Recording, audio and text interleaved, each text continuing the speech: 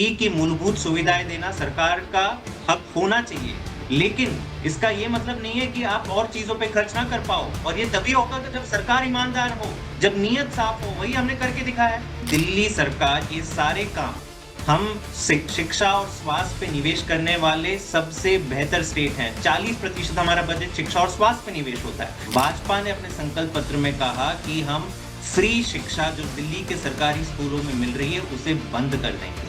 मतलब मोहल्ला क्लिनिक बंद, दिल्ली के फ्री सरकारी स्कूल बंद, और इन सारे पैसों से मुझे लग रहा है भाजपा अब नई नई घोषणाएं कर रहा है। ये देश को पीछे ले जाने वाली राजनीति है। आपकी मैंने किताब का भी जिक्र कर दिया है, अब आप उसे बेहतरीन मॉडल के तौर पर अपनी ये सब्सिडी देने वाली योजनाओं को पेश तो करते हैं, पर ये आंकड़े जो मैं दे रहा हूँ 76,000 करोड़ का कुल खर्च, कैपिटल आउटले जो है दिल्ली सरकार का, वो सिर्फ 5,919 करोड़ सड़क, फ्लाईओवर, स्कूल, अस्पताल बनाने के लिए 5,919 करोड़ और 60,911 करोड़ रुपए सिर्फ तनख्वाहों में, सब्सिडी देने में और इंटरेस्ट पेमेंट करने में।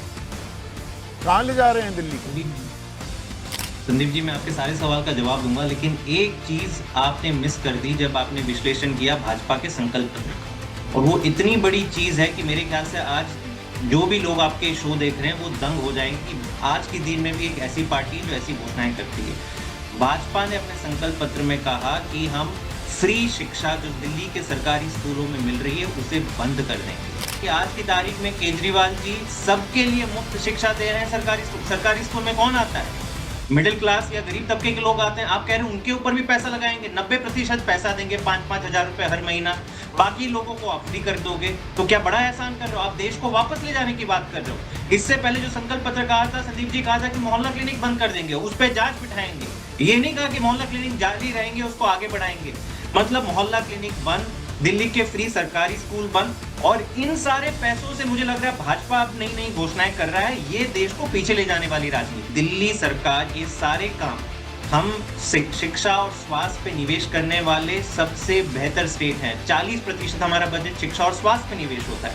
हम एसेंशियल इंफ्रास्ट्रक्चर पे, दिल्ली मेट्रो को हमने दुगुना किया, उसकी जो लंबाई है, 2000 से ज्यादा इलेक्ट्रिक बसेस लाए, 38 फ्लाईओवर्स बनाए, पहले केवल 60-62 फ्लाईओवर थे। तो तमाम चीजों पे हमने खर्च किया है, सरकार का पैसा बचाया है। संदीप जी, मैं केवल ये बात कह रहा था कि फ्री की मूलभूत सुविधाएं देना सरकार का हक होना चाहिए, लेकिन इसका ये मतलब नहीं है कि आप और चीजों पे खर्च ना कर पाओ। और ये तभी होगा कि जब सरकार ईमानदार हो, जब नीयत साफ हो। वही हमने करके दिखाया है। पिछले 10 साल हमने सरप्लस बजट दिया है, वो भी आप मानते हैं। मैं आपको दावा करता हूं कि एक बार साल खत्म हो जाए, हमें पूरा विश्वास है दिल्ली सरकार ने अपना बजट 2.5 गुना बढ़ाया। संदीप जी, हमारा जो आप तो जानते हैं कि फिस्कल हेल्थ ऑफ स्टेट मापने का है डेट टू जीडीपी रेशो, कि आपका टोटल अर्थव्यवस्था का कितना आपका ऋण है। दिल्ली उसमें देश पे नंबर 1 पे आता है कि हमारा सबसे कम ऋण है, केवल 4%। औसतन सारे स्टेट्स का 27% है। नहीं, वो ठीक है बात, पर उसका मतलब आप सिटी स्टेट भी तो हैं, आप छोटे, एक बड़ा छोटा सा क्वासाई स्टेट है, आप तो फुल फ्लेजेड स्टेट भी नहीं है।